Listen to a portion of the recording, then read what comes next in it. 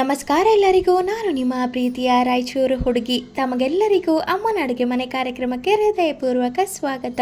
ಇವತ್ತಿನ special recipe ಏನಪ್ಪಾ ಅಂದರೆ ಉತ್ತರ ಕರ್ನಾಟಕ ಸ್ಪೆಷಲ್ ಸೌತೆ ಬೀಜ ರೆಸಿಪಿನ ಯಾವ ರೀತಿ ಮಾಡೋದು ಅಂತ ನೋಡ್ಕೊಂಡು ಬರೋಣ.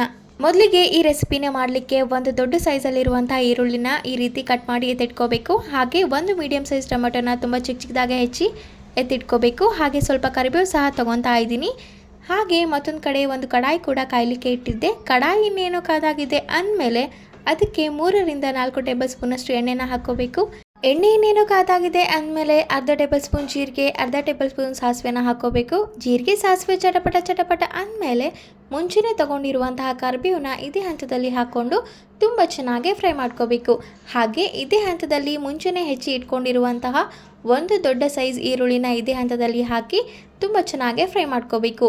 ಈರುಳ್ಳಿ ಸಂಪೂರ್ಣವಾಗಿ ಮೆದುವಾಗಬೇಕು, ಅಲ್ಲಿವರೆಗೂ ಅದನ್ನು ಫ್ರೈ ಮಾಡ್ಕೋಬೇಕು.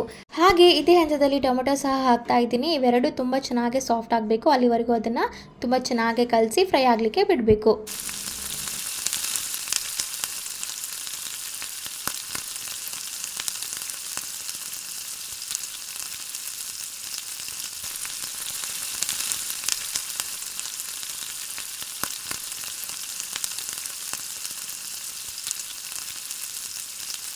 ನೋಡಿ, ಆಲ್ರೆಡಿ ಈರುಳ್ಳಿ ಮತ್ತು ಟೊಮೆಟೊ ತುಂಬ ಚೆನ್ನಾಗಿ ಸಾಫ್ಟ್ ಆಗ್ತಾ ಇದೆ. ಇದೇ ಹಂತದಲ್ಲಿ ಒಂದು ಚಿಟಿಕೆಯಷ್ಟು ಅರಿಶಿನ ಕೂಡ ಹಾಕ್ತಾ ಇದ್ದೀನಿ.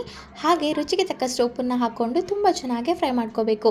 ಉಪ್ಪನ್ನು ಇದೇ ಹಂತದಲ್ಲಿ ಹಾಕೋದ್ರಿಂದ ಟೊಮೆಟೊ ಆಗಿರ್ಬೋದು, ಈರುಳ್ಳಿ ಆಗಿರ್ಬೋದು ತುಂಬ ಬೇಗ ಬೇಯುತ್ತೆ, ಹಾಗೆ ತುಂಬ ಚೆನ್ನಾಗಿ ಬೇಯುತ್ತೆ. ಹಾಗಾಗಿ ಇದೇ ಹಂತದಲ್ಲಿ ಹಾಕ್ಕೋಬೇಕು.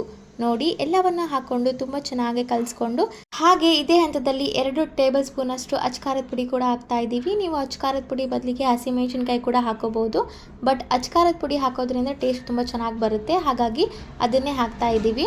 ಎಲ್ಲವನ್ನ ಹಾಕಿ ತುಂಬ ಚೆನ್ನಾಗಿ ಕಲಸಿ ಸ್ವಲ್ಪ ಫ್ರೈ ಮಾಡಿಕೊಂಡು ಅದಾದಮೇಲೆ ಒಗ್ಗರಣೆ ಕುದಿಲಿಕ್ಕೆ ಎಷ್ಟು ನೀರು ಬೇಕೋ ಅಷ್ಟು ನೀರನ್ನು ಹಾಕ್ತಾ ಇದ್ದೀವಿ. ಇಲ್ಲಿ ನೀರಿನ ಅಳತೆ ಯಾವ ರೀತಿ ತೊಗೊಂಡಿದ್ದೀವಿ ಅಂದರೆ 1 ಕಪ್ ಸೌತೆ ಬೀಜಗೆ 3 ಕಪ್ಪಷ್ಟು ನೀರನ್ನು ಹಾಕ್ಕೋಬೇಕು. ಸೇಮ್ ಅಕ್ಕಿ ಅಂದರೆ ಅನ್ನ ಬೇಯಲಿಕ್ಕೆ 1 ಕಪ್ ಅಕ್ಕಿಗೆ 2 ಕಪ್ ನೀರು ಹೇಗೆ ಹಾಕ್ತೀವೋ ಅದೇ ರೀತಿಯಾಗಿ 1 ಕಪ್ ಸೌತೆ ಬೀಜಗೆ 3 ಕಪ್ಪಷ್ಟು ನೀರನ್ನು ಹಾಕ್ಕೋಬೇಕು.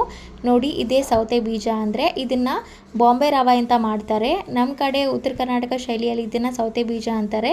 ರಾಯಚೂರು ಸೈಡ್ ಇದನ್ನು ಗೌಲಿ ಅಂತ ಹೇಳ್ತಾರೆ, ಬಟ್ ಅದ್ರ ಶೇಪ್ ಬೇರೆ ಇರುತ್ತೆ. ನೋಡಿ, ನೀರು ಆಲ್ರೆಡಿ ತುಂಬ ಚೆನ್ನಾಗಿ ಕುದಿಲಿಕ್ಕೆ ಸ್ಟಾರ್ಟ್ ಆಗಿದೆ. ಇದೇ ಹಂತದಲ್ಲಿ ನಾವು ತೊಗೊಂಡಿರುವಂತಹ 1 ಕಪ್ಪಷ್ಟು ಸೌತೆ ಬೀಜನ ಹಾಕ್ಕೊಂಡು ತುಂಬ ಚೆನ್ನಾಗಿ ಕುದಿಸ್ಕೋಬೇಕು. ಇದನ್ನು ಏನಿಲ್ಲ ಅಂದರೂ ಒಂದು 10 ನಿಮಿಷ ಕುದಿಸಿದ್ರೆ ತುಂಬ ಟೇಸ್ಟಿಯಾಗಿ ರೆಡಿ ಆಗುತ್ತೆ. ಸಖತ್ತಾಗಿ ಬೇಯುತ್ತೆ, ತುಂಬ ಟೇಸ್ಟಿಯಾಗಿರುತ್ತೆ ತಿನ್ನಲಿಕ್ಕೆ, ತುಂಬ ಹೆಲ್ದಿ ಕೂಡ. ಏನಕ್ಕಂದರೆ ಇದು ರವೆಯಿಂದ ಮಾಡಿರೋದು. ನೀವು ಮಕ್ಕಳಿಗೆ ಟಿಫನ್ ಬಾಕ್ಸ್ ಆಗಿ ಕೂಡ ಮಾಡ್ಕೋಬೋದು, ಅಥವಾ ನೈಟ್ ಕೂಡ ಮಾಡಿ ತಿನ್ಬೋದು, ಅಥವಾ ಮಾರ್ನಿಂಗ್ ಬ್ರೇಕ್ಫಾಸ್ಟ್ ಆಗಿ ಮಾಡ್ಬೋದು. ತುಂಬ ಟೇಸ್ಟಿಯಾಗಿರುತ್ತೆ.